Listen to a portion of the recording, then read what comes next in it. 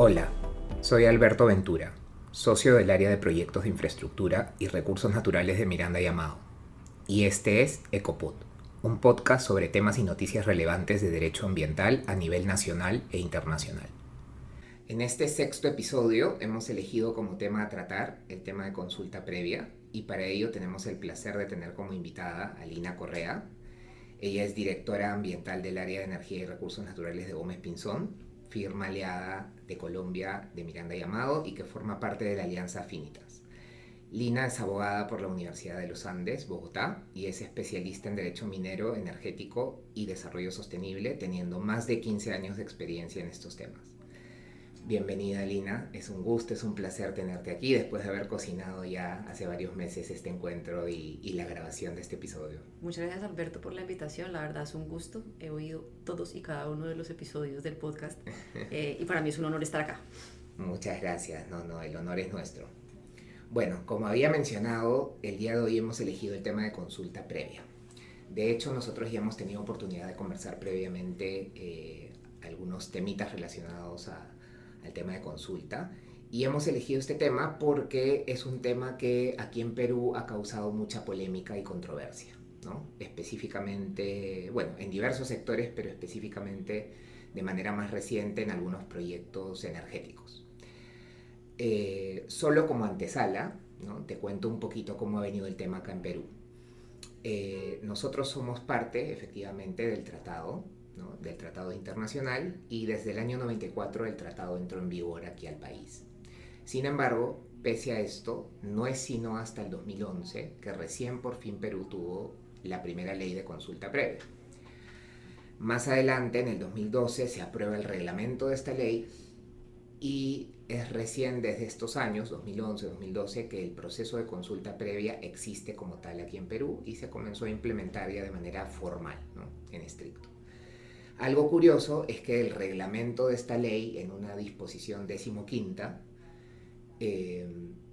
incorporó una excepción al proceso de consulta para aquellos proyectos de infraestructura que estuvieran relacionados a servicios públicos y educativos, siempre que estos proyectos generaran un beneficio en las comunidades involucradas en la implementación de los proyectos. Esta excepción, ¿no? Esta disposición normativa fue bastante cuestionada, fue muy polémica porque bueno, muchos gremios pro consulta previa, ¿no? Mencionaban que era una excepción que no estaba contemplada ni en el tratado ni en la ley de consulta propiamente y que el reglamento se había excedido. Y bueno, toda esta historia termina finalmente en el 2022, ¿no? 10 años después de haberse aprobado y publicado el reglamento, y a propósito de una acción popular presentada por algunas organizaciones y comunidades indígenas, finalmente la Corte Suprema decide expulsar del ordenamiento peruano esta disposición de excepción, y algo aún más polémico, decide expulsar del ordenamiento esta disposición de excepción del proceso de consulta con efectos retroactivos. Esto la verdad ha generado más de una discusión y más de una preocupación, ¿no? De hecho, cuando finalmente se expulsa del ordenamiento esta excepción al proceso de consulta, habían muchos proyectos eléctricos que se habían quedado en el medio, y cuando finalmente se expulsa esta disposición con efectos retroactivos, habían algunos inversionistas que habían ya firmado contratos con el Estado, contratos de concesión, y que pese a esto todavía no habían obtenido la concesión eléctrica, que es finalmente la medida que aquí en Perú es materia de consulta previa. Entonces como que se quedaron en la nebulosa, y hasta la fecha, vale decir que se está todavía conversando con el Ministerio de Energía y Minas para ver finalmente cuál va a ser el futuro de estos proyectos y cómo se va a salir de esta zona gris. ¡Wow! ¡Qué polémico! Imagínate. Entonces, bueno, como sabrás, entonces eso ha motivado que elijamos este tema para este episodio. Pero más allá de esta controversia, que ya seguramente muchas de las personas que nos siguen conocen acerca de esta controversia acerca del tema de consulta previa aquí en Perú, queríamos aprovechar tu visita para que nos cuentes un poquito cómo funciona el tema de consulta previa en Colombia. Entonces, para eso te preguntaría, ¿desde cuándo está vigente el régimen de consulta previa en Colombia y cómo funciona? Es decir, ¿a qué tipo de medidas administrativas o legislativas se le aplican? Bueno, Colombia es parte del convenio de la OIT del 169 desde el 91, cuando hizo todo el proceso de ratificación con la expedición de la ley 21 del 91. Y creo que a diferencia de lo que pasa en Perú, nosotros no tenemos todavía una ley que reglamente la consulta previa. Sin embargo, la consulta previa desde el 91 se está haciendo. ¿Cómo se ha desarrollado? Digamos que el Congreso adoptó este convenio de la OIT en la ley 21, es evidentemente un copy-paste de este convenio, y a partir de ahí la Corte Constitucional se ha encargado de desarrollar todo lo que tiene que tener en cuenta cuando se va a hacer una consulta previa. Cuándo hay que consultar, a quién hay que consultar, cuáles son las etapas de la consulta previa, todo ha sido vía desarrollo jurisprudencial.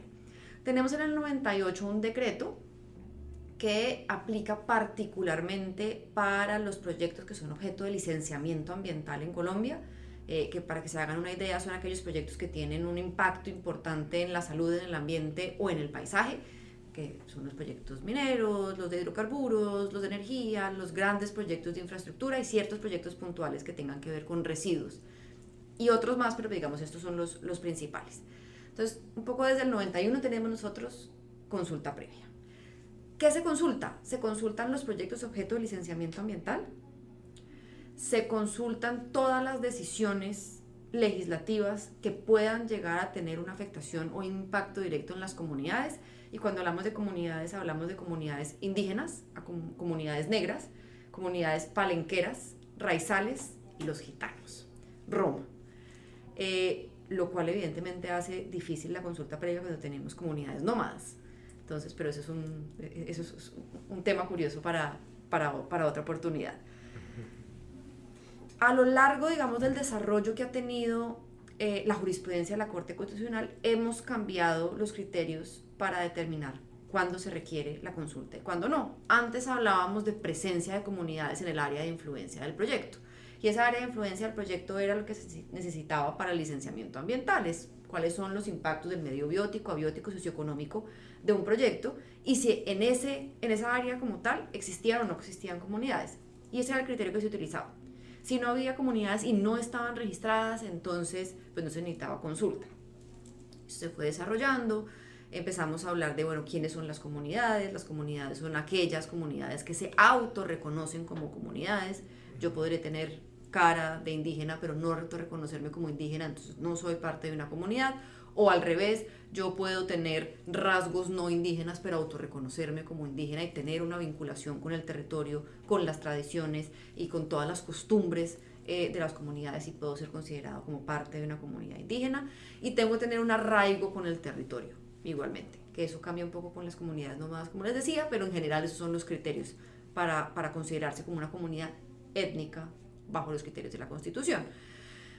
En el 2022, la Corte Constitucional sacó una sentencia hito, una sentencia de unificación, que es la SU 123 del 2022, donde me cambió ese criterio de presencia de comunidades a afectación directa. Y ya entonces es demostrar cómo los proyectos pueden afectar positivo o negativamente a las comunidades. Entonces, digamos que lo que hemos tenido es desde el 91 un desarrollo jurisprudencial amplio de una corte que es, digamos, ampliamente proteccionista de la consulta previa, considerado como un derecho fundamental de las comunidades, definiéndoles cuáles son las etapas de preconsulta, consulta, seguimiento, formulación de acuerdos y demás. Eso es lo que tenemos, digamos, en este momento en Colombia. Todos y cada uno de los gobiernos que hemos tenido han tratado de emitir una ley de consulta previa, pero paradójicamente esa ley de consulta previa tiene que ser consultada previamente. Entonces, en ese proceso de consulta no se ha podido expedir como tal el reglamento de consulta previa, si bien Presidencia ha emitido unas directivas presidenciales que nos dicen simplemente cuáles son las etapas de la consulta y que han tratado de acortar los tiempos, porque en los procesos de consulta en Colombia, no sé cómo funciona en Perú, de pronto sería chévere que me contaras un poquito, se define la ruta metodológica del proceso de consulta con las comunidades. Entonces, cada proceso de consulta es un universo distinto. Wow, yeah. Lo que genera más incertidumbre, me imagino. 100%, porque hay consultas para proyectos específicos que pueden durar un día y otras años. Entonces, no tenemos un periodo específico, y eso es uno de los de las principales consultas que nos hacen los clientes y los inversionistas, y es, bueno, ¿cuánto dura un proceso de consulta?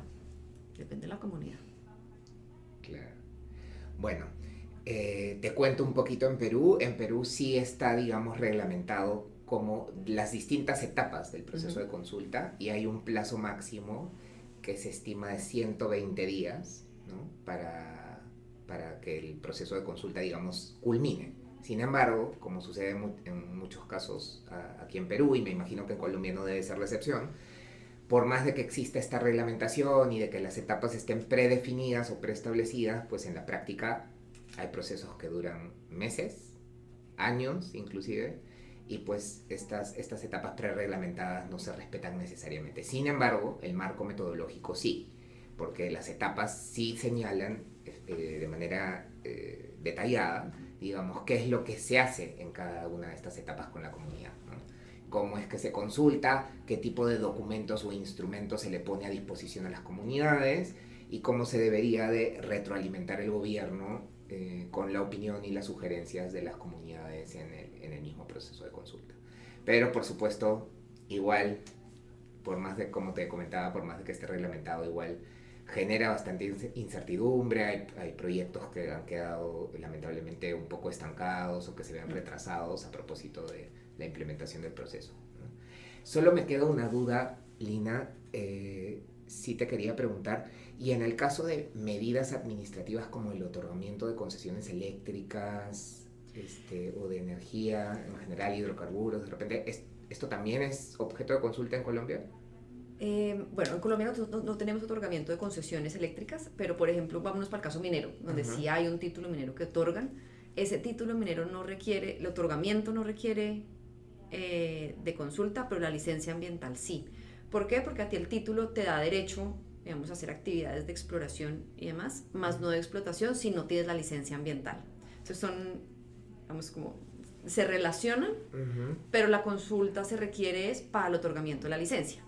Entonces, tú tienes que haber culminado el proceso de consulta, con acuerdo o sin acuerdo, protocolizar como tal los acuerdos de consulta previa, previo al otorgamiento de la licencia ambiental. Para eso sí se requiere.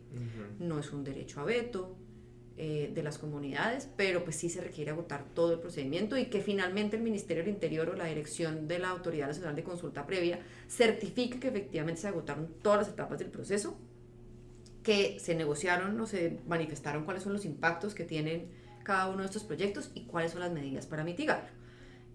Así no se llega en acuerdo frente a las compensaciones, digamos, económicas, que es lo que se busca, no se debería, pero se busca con la consulta previa por parte de las comunidades. Puede formalizarse sin acuerdos, con una imposición de medidas en el instrumento ambiental posterior.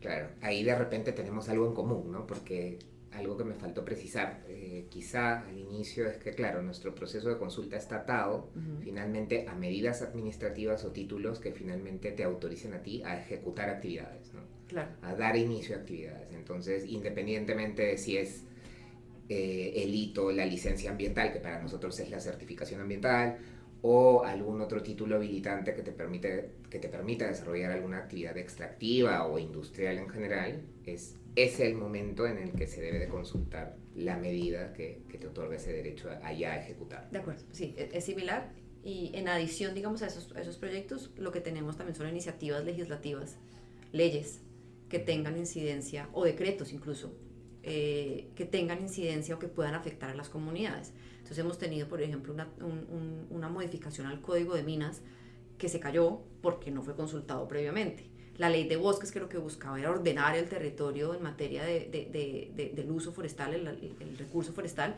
que también se cayó porque pues, no habían agotado el proceso de consulta.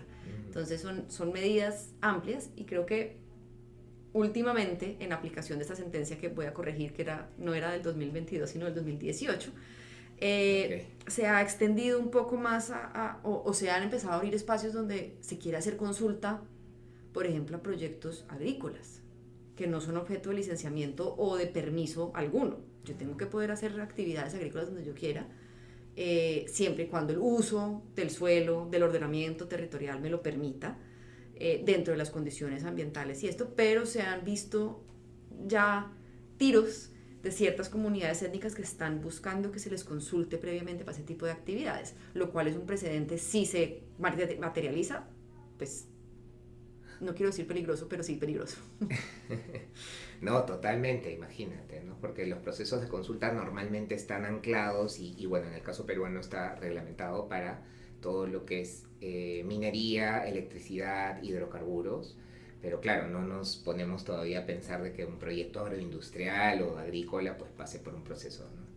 Aquí la Corte, como ha dicho, que es todo lo que tenga que ver con el uso y aprovechamiento de recursos naturales, podríamos llegar al absurdo de que si yo tengo un predio donde tengo un nacimiento de agua, por ejemplo, y voy a hacer uso de él, pero entonces aguas abajo hay una comunidad indígena, yo tendría que consultarlos a ellos para pedir una concesión de aguas. Eso es una pregunta que nos estamos haciendo sería ridículo. Claro. Pero, digamos, hemos conocido casos que hasta allá van, no han sido fallados. Uh-huh. Por ahora estamos como en cruce de comunicaciones todavía, pero a eso estamos buscando llegar. Correcto. Y sin una ley reglamentaria, pues eso va a ser difícil. Claro. Y eso me lleva a la segunda pregunta que teníamos pensado para conversar el día de hoy, Lina, es ¿cuál sería desde tu perspectiva el balance? Ahora nos parece súper curioso y la verdad es que pensando un poco en el ejercicio jurisdiccional peruano, nos asusta un poco de que el tema procedimental de la consulta quede a juicio de los jueces y a nivel jurisprudencial, que es lo que está pasando, nos comentas en Colombia, pero desde que este proceso se viene implementando en Colombia, ¿cuál sería el balance desde tu punto de vista? ¿Viene siendo positivo? ¿No del todo positivo? ¿No del todo negativo? Yo voy a decir 50-50. Creo que con el desarrollo que ha tenido la Corte Constitucional frente al derecho fundamental de la consulta previa, ya por lo menos tenemos ciertas reglas claras de cuál es el proceso, cuándo se debería agotar, cuándo no, salvo estos que les estaba contando antes que se están empezando a ver ahora. El problema que tenemos es que, claro, en el 91, cuando se hizo Colombia parte del convenio de la OIT, pues también era el momento de la apertura económica del país, ¿cierto? Cuando entonces ya dejamos de que los servicios públicos fueran prestados por el Estado, entonces pasamos a la privatización de los servicios y un poco a la apertura económica donde empezó a llegar mucha inversión extranjera. Y mucha inversión extranjera a hacer actividades objeto de consulta, minería, oil and gas, todas las actividades extractivas. Que lo que querían esas empresas extranjeras era hacer sus proyectos rápido. Entonces eso que involucraba dinero, ¿cierto? Entonces esos proyectos de consulta se aceleraban, desafortunadamente, es la práctica, digamos, es conocido, pues tranquilo, yo te pago, ¿qué necesitas? 4 camionetas. ¿Cuánta gente de tu comunidad quiere ir a estudiar a la mejor universidad en Bogotá? ¿Cómo vamos a hacer? ¿No? Y no de pronto medidas que estaban direccionadas a mitigar los impactos que tuviera el proyecto, a compensarlos por esos impactos. Entonces se generó un poco un círculo vicioso donde lo que se estaban buscando eran valores de consulta altos. Donde entonces me hicieron un proyecto de hidrocarburos, tengo que consultar a 10 comunidades, a cada comunidad le voy a pagar $1 millón a cada una, $2 millones a cada una y siga para arriba, para poder hacer los proyectos. Y ya después, obviamente, cuando este boom económico de inversión extranjera y nos quedamos nosotros los que vamos a hacer las actividades realmente, pues no tenemos cómo comparar a lo que las comunidades vienen estando acostumbradas.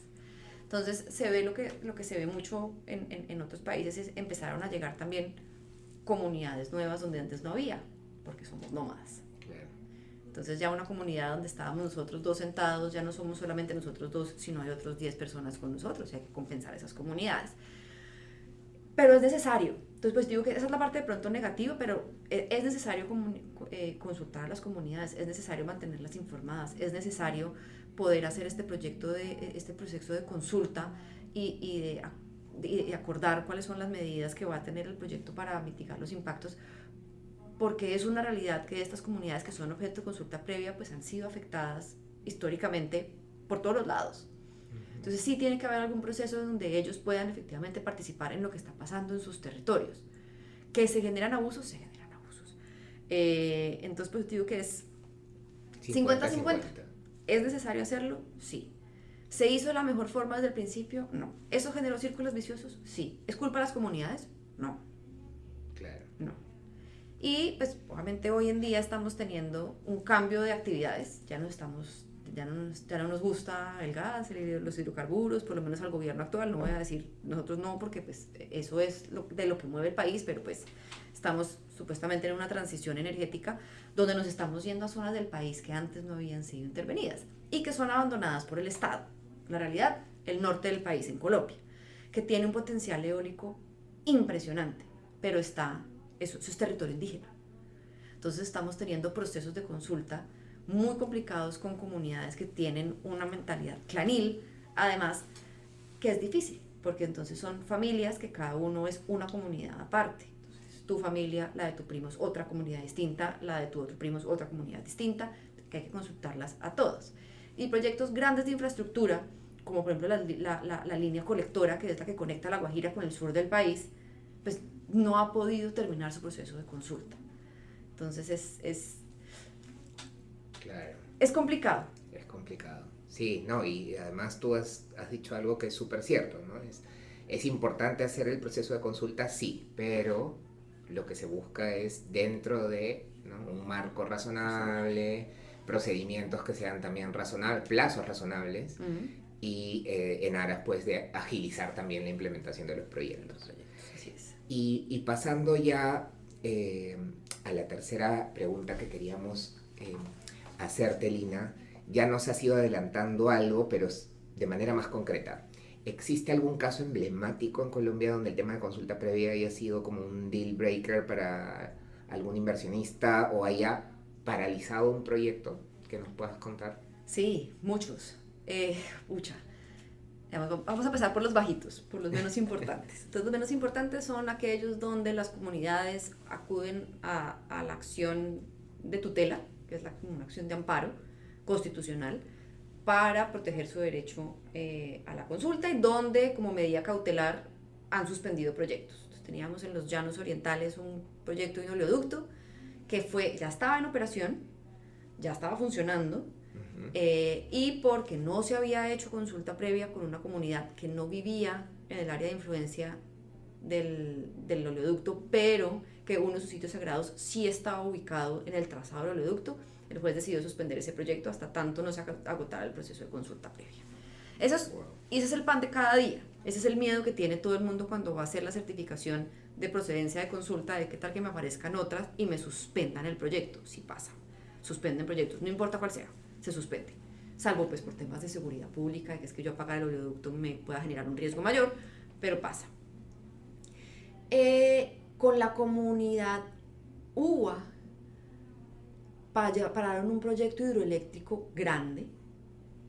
O sea, esto era un proyecto que iba a generar, no voy a decir número porque entonces voy a decirlo erradamente, pero pues era importante para la seguridad energética del país.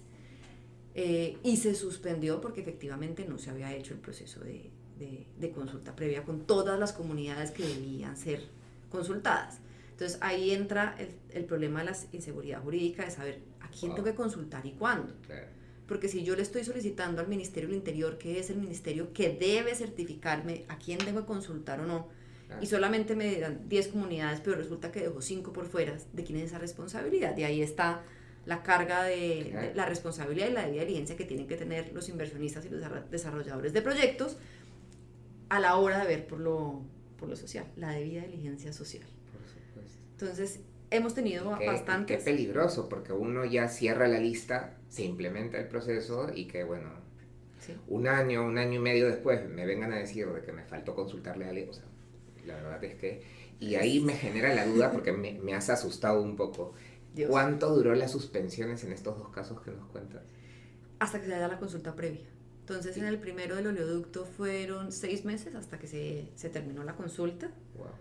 En el segundo no sabría decirte, no tengo el número en la cabeza. Claro, pero de todas maneras, o sea, Claro. en realidad sea 6, 3, o sea, ya el hecho de que te suspendan y que no tengas la seguridad de Claro. que efectivamente ya hiciste las cosas como las debías de hacer, que tenías mapeado los actores que tenías que tener mapeados, la verdad es que asusta bastante. Nosotros tenemos un cliente que tenía también un proyecto de una línea de transmisión en una zona con muchas comunidades.